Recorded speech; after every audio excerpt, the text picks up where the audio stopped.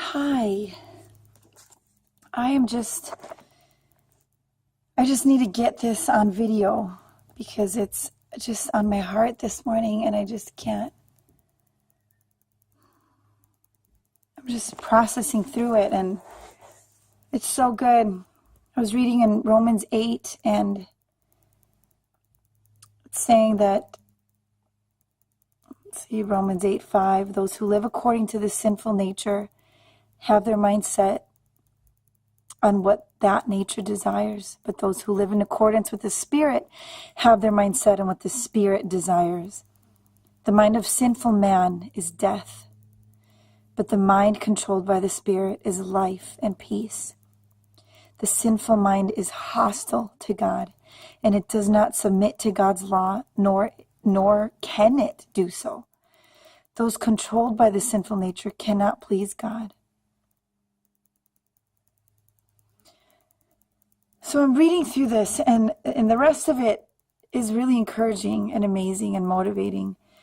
But I just stop at the mind of a sinful man is death. The sinful mind is hostile to God. Those controlled by the sinful nature cannot please God. And I think back to my life, and I think about living a godless life. Living a life without that eternal love. I had a friend not too long ago just say that for the first time in her life at the age of 34, she feels love. She knows what it is to have somebody actually love her. And I'm thinking in my mind, I just can't even understand. I cannot even fathom not feeling loved in your life. And there are people that live their entire lives that way, never having had someone around them love them, and most importantly, never having had the King of Kings love them. And I'm reading that, and my heart just broke. It just breaks for the people that are dead. I read that, and in my mind I said, they're dead. They're dead. They're dead. And they're there. And it's a people that don't even think that they need God. But a life lived without the Lord is not a life lived at all. It's a dead life. And in my heart, I'm just like, what can I do? What can I do to impact these people? How can I tell them? I just want to tell them, you can live alive. You can live fully awake. You can live with the divine love and authority of Jesus Christ in you. You can have the Spirit of God in you. You know, in Romans 8:10, it says, but if Christ is in you, your body is dead but if Christ is in you, your body is dead because of sin, but your spirit is alive because of righteousness. And if the Spirit of him who raised Jesus from the dead is living in you, he who raised Christ from the dead will also give life to your mortal bodies through his Spirit who lives in you. For you did not receive a spirit that makes you a slave again to fear, but you receive the Spirit of sonship, and by him we cry, Abba, Father. The Spirit himself testifies with our spirit that we are God's children. Now, if we are children, then we are heirs of God and co-heirs with Christ. If indeed we share in his sufferings, in order that we may also share in his glory. And I read that and I'm like, I am an heir to the throne of God. And I am co-heirs with Christ. I am a children. I can call myself a child of God. And I'm so blessed that I will live the rest of eternity as a child of God. My body will die, but my spirit will live forever. But on the other hand, I have this part of my heart that is just so sad and broken for the people out there that don't have that assurance. And it's like, what needs to happen in my life? What needs to happen? I've seen it. I remember being in Nigeria when I was 19 years old.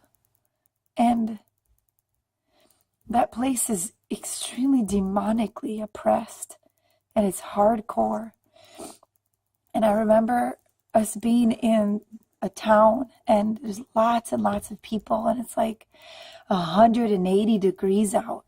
I don't know if it was that hot, but it felt, we're just dripping sweat all around us and so crowded. And the guide that was leading us around said, don't go over there.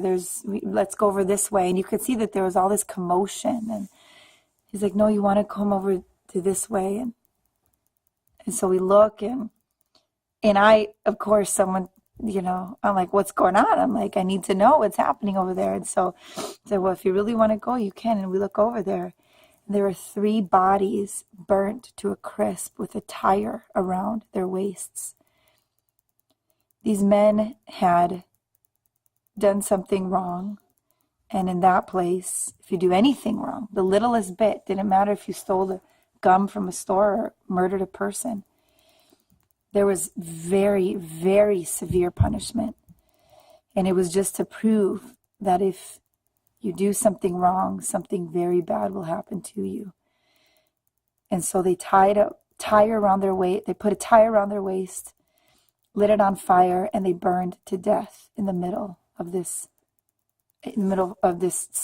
town, in the center for all to see. And you smell it. I remember smelling the way that it smelled. And we were there on a missions trip. So our mission was to seek and save the lost. Our mission was to get there, to teach an unreached people group about God. And some of the places we went to were so remote. They had never heard of us. They had never heard of the Son of God, Jesus Christ, having died for you because God loved you that much. They had never heard of that. And so to see that there and to see people that were so helpless and yet hungry for a Savior to come and save them, and to think, did those men know God? Where did they go? Did they burn here and just go into a life of continual burning? Did they die and go to a life of light and love and purpose with God? It's a very real reality that we never talk about. We don't want to talk about hell. We don't want to talk about heaven. But it's there. And I cannot live the rest of my life thinking, I'm a son, I'm a daughter of the King. I'm going to live blessed by God and not have a heart that breaks for the lost, not have a heart that breaks and wants to take someone's hand right next to me and say, let me tell you about this saving grace that can take you and that this God can wrap his arms around you and love you if you will only just commit your life to him and say, yes, Jesus is Lord of my life and I have faith that God can save me. How can I just deny that? How can I not want to tell everybody that I see about God? What is it, my pride? Is it my pride that says, oh, but what if they just say you're stupid? What if they say, you think I need God? You're just shoving the gospel down my throat. I mean, isn't that what it is? You're shoving the Bible down my throat. And it's like, and I feel like that's the lie that I hear. It's like, don't say anything. Don't talk too much about God because you're just going to, they're just not going to want to hear you. You're going to turn them away from you. But I'm realizing that that in itself is a lie straight from the pit of hell, so that I don't say anything, so that it keeps me in fear of the people. And God's like, are you called by me? Or are you called by the people? Are you going to speak the truth in love? Or are you going to just be fearful of what the people have to say?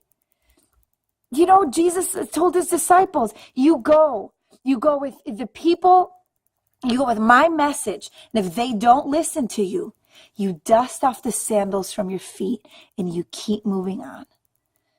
That's all. You go with your message. You speak the truth in love. And that's it. I will take it from there. And it's like, I'm at such a transformative place in my life where I've lived my whole life knowing the power and the love of God. My whole life. I grew up in the church. My parents loved the Lord. It was just, I don't have this story of I was on drugs and I was in that place, and then God just, took me out of that and put me here. It's different for me. And I'm happy to say that I have felt the hand of God on my life, my whole life. I'm happy to say that. But I'm at this place now at 34 years old that it's like God is finally, and boy, it took me long enough. But I'm not ashamed of the gospel. I'm not ashamed of the gospel of Jesus Christ. Because if I don't speak it, and if I don't tell others about the gospel of Jesus Christ, then there's a very real eternity.